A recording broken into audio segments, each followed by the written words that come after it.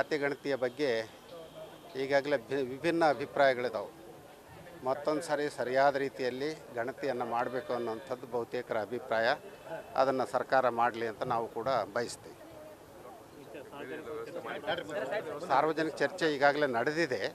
ಅದರ ಹಿನ್ನೆಲೆಯಲ್ಲಿ ಆ ಜಾತಿ ಗಣತಿಯನ್ನು ಸಮಗ್ರವಾಗಿ ಸುಮ್ಮನೆ ಎಲ್ಲೋ ಕೂತ್ಕೊಂಡು ತೀರ್ಮಾನ ಮಾಡೋ ಅಂಥದ್ದಲ್ಲ, ಬದಲಾಗಿ ಆಯಾ ಗ್ರಾಮಗಳಿಗೆ ಬಂದು ಅಲ್ಲಿ ಯಾವ್ಯಾವ ಜನಾಂಗ ಇದ್ದಾರೆ ಅನ್ನೋದನ್ನು ಗಮನದಲ್ಲಿರಿಸ್ಕೊಂಡು ನಿಜವಾಗ್ಲೂ ಅವರು ಆ ಜನಾಂಗಕ್ಕೆ ಸೇರಿದಾರ ಇಲ್ವಾ, ಅವ್ರಿಗೇನು ಸೌಲಭ್ಯಗಳು ಕೊಡಬಹುದು, ಈ ಎಲ್ಲ ಹಿನ್ನೆಲೆಯಲ್ಲಿ ಮತ್ತೆ ಹೊಸದಾಗಿ ಗಣತಿ ಆಗಬೇಕು ಅಂತ ನಾವು ಬಯಸ್ತೀವಿ.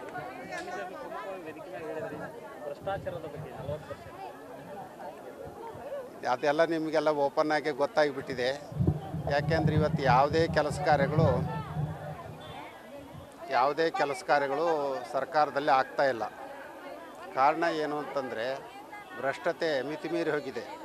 ಅದು ಅವರು ಇವರು ಅನ್ನೋಂಥ ಸ್ಥಿತಿ ಇಲ್ಲ. ಎಲ್ಲರೂ ಕೂಡ ಅದರ ಒಳಗಡೆ ಪ್ರವೇಶ ಮಾಡಿದ್ದಾರೆ.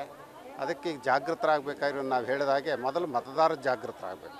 ನಾವು ಜಾಗೃತರಾದರೆ ನಮ್ಮನ್ನು ನಾವು ಆಯ್ಕೆ ಮಾಡಿ ಕಳಿಸ್ತೇವಲ್ಲ, ಅವರು ಬದಲಾವಣೆ ಆಗ್ತಾರೆ. ನಾವೇ ಜಾಗೃತಿ ಆಗದೆ ಇದ್ದರೆ ಅವ್ರು ಹೇಗೆ ಬದಲಾವಣೆ ಆಗ್ಲಿಕ್ಕೆ ಸಾಧ್ಯ?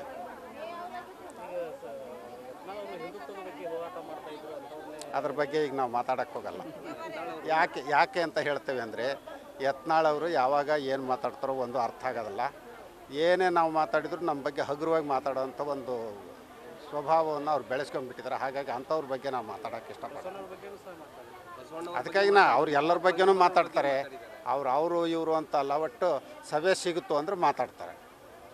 ಹಾಗಾಗಿ ಅಂಥವ್ರ ಬಗ್ಗೆ ನಾವು ಮತ್ತೆ ಮಾತಾಡಿ ನಮ್ಮ ನಾಲಿಗೆ ಹೊಲಸು ಮಾಡ್ಕೊಳ್ಳೋ ಅಂಥ ಅಗತ್ಯ ಇಲ್ಲ. ಈಗ ಇವರು ನಮ್ಮ ಕೋಡಿಯೂರು ಶ್ರೀಗಳು ಹೇಳಿದ್ರು, ಉತ್ತರ ಕನ್ನಡದವರು ಸೇಮ್ ಆಗ್ತಾರೆ, ಯೋಗ ಐತೆ ಅವರಿಗೆ. ನಮಗೆ ಭವಿಷ್ಯದಲ್ಲಿ ನಂಬಿಕೆ ಇಲ್ಲ, ಬದುಕಿನಲ್ಲಿ ನಂಬಿಕೆ ಇದೆ.